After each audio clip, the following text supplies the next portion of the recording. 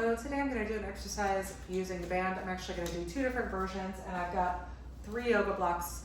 You could do this with 2, but sometimes it's nice to have 3. So if we're doing this exercise, you've worked with me in some other positions, working on keeping the rib cage over the pelvis, knowing how to breathe, knowing how to maintain core stability without creating too much contraction of your obliques. So we're going to use all those principles in this exercise. So I have my band that has loops built into it, and I'm going to put one of the loops around my foot. And then the first part of the exercise, I'm going to be set up on my block. So I'm going to have 2 blocks for my hands, and I'm going to have 1 block for my knee. And I'm going to set myself up in my kind of bird doggy quadruped position. So the band is going to go under the same hand as I have it anchored to the foot. I'm going to keep myself in my good quadruped position, so I don't want to be sheared off to the side. I can have my toes tucked underneath me to kind of get myself set.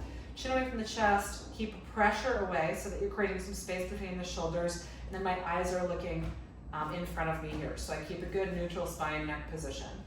I'm going to keep my right leg, meaning the leg that's not under the block, on the ground. I'm going to lift the left leg up and then exhale and press. So this is the first variation of the exercise. Can I do that and can I stay stable? Okay. I can also do this where I keep myself on the block and I stretch the arm forward. And I'm trying to do this in such a way that I keep myself centered and I'm not letting my pelvis shear. The next variation, I'm going to put the block under the opposite knee. I'm going to keep myself stacked over now this hip that has the block, so I'm not letting myself shift. All the same principles apply, and then I'm going to stretch this leg back. And as I do this, I'm trying to get the glute to activate. I'm not letting my pelvis shift off to the side. So can I stay pretty stacked? Can I stay pretty stable? Okay.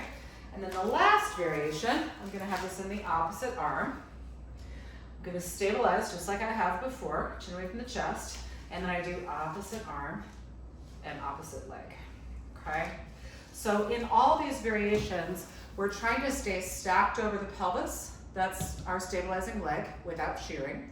We're trying to keep our core engaged, and we're trying to get the leg action to come from the glute rather than flaring the low back. And those are the exercises.